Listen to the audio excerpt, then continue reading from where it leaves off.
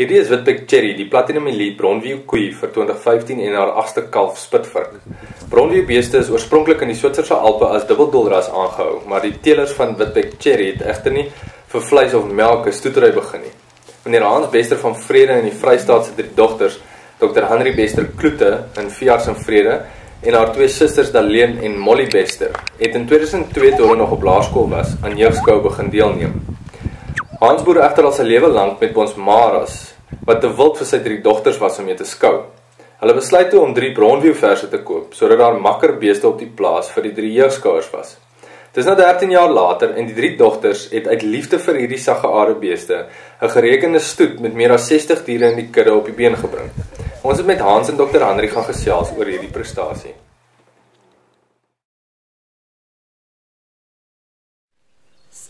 Wat ons spesiaal maak is haar TKP. Sy is die tipe koei waarna ons gedeel het van die begin af. 'n medium raam koei, goeie bykapasiteit. Sy kalf elke jaar, sy kalf vroeg in die seisoen, soos dit genoeg tyd om herbeset te raak.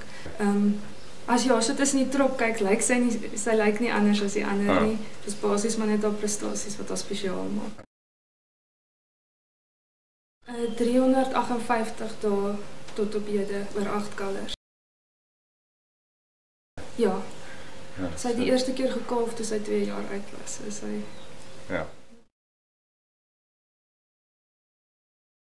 Nee, as sy 1 keer nie gekalf het nie, is sy uit. Okay. So dis ongelukkig so.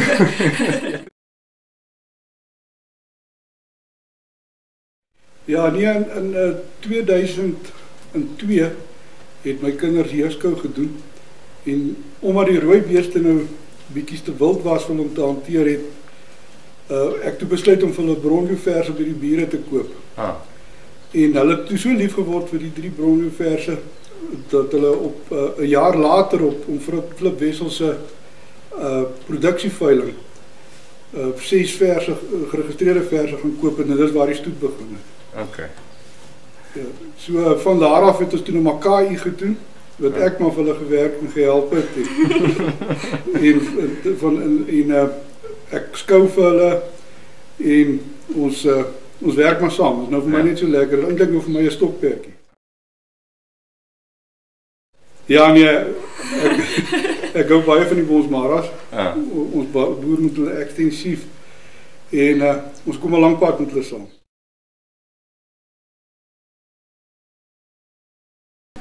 Ons stoet het hulle vasgestelde kampe, ons plant ons eie mielies elke jaar. My pa plant vir ons, maar ons gee die insetkoste. So ons het 'n land wat ons plant vir onsself, ons bemes eilandsgras vir ons eie bale. So daar's nooit 'n bekleierery nie, dis vasgestel hierdie en hierdie kampe is ons in en hulle bly daar.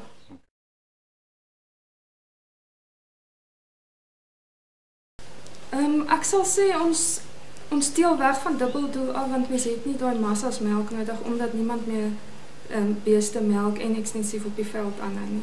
So, ons steel definitief meer na vleis toe. Dit boet bietjie melk in, maar ons wil ook nie te veel melk inboet, dat mens naderhand met 'n beeste met min melk nie. Maar op die oomblik teel ons meer na bespierde bulle, en hulle het op die oomblik nog meer as genoeg melk ook. En dit is ook wat bydra tot die swaar speenkalvers.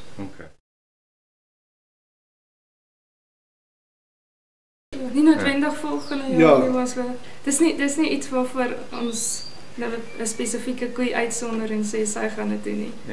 Ons elkeen moet maar sy beste doen en ons kyk wie kom bo uit.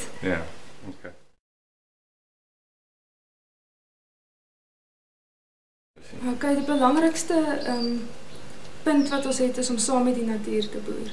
So ons probeer om ons koeie se kondisietelling altyd tussen 2 en 3 te hou, op die laagste 2 in die winter en dan in die somer hier na 3 toe opgaan.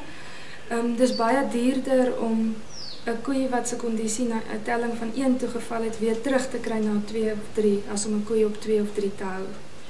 So ons dek ons beeste in Desember, November, Desember, dan kalf hulle die eerstes begin laat in Augustus, September kalf.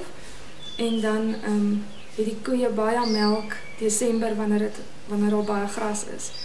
En dan is die kalvers reeds 2-3 maande oud, so hulle kan daai baie melk benut. Terselfdertyd tel die koei gewig op wanneer die gras meer word. Ja. So hulle begin ovuleer, so ons koeie kom op hitte wat ons hulle Desember kan dek. En dan die belangrike ander ding is om hulle te oorwinter. Ons hierso gebruik ons mielieoesreste.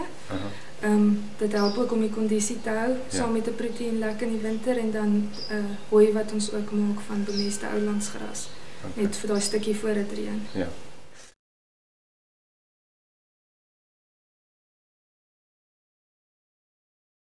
Ja, ek dink die belangrikste voordeel van dit is reproduksie.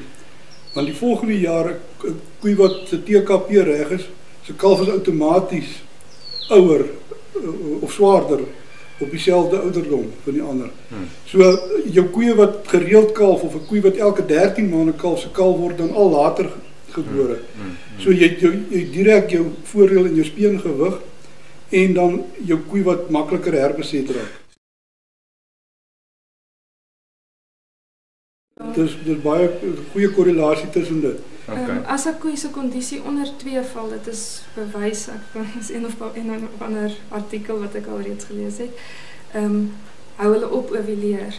So dan staan daai koei se eierstokke basies stil vir. Dan moet sy eers weer kondisie optel na 2 of 3 toe en dan vat dit 2 maande voor 'n vrugbare eiersel vrygestel word. So dit gaan, jy weet, as hy kondisie verloor het na 1 toe, gaan dit 2 tot 3 maande vat al met goeie kos voor sy weer 'n kans het om herbeset te raak.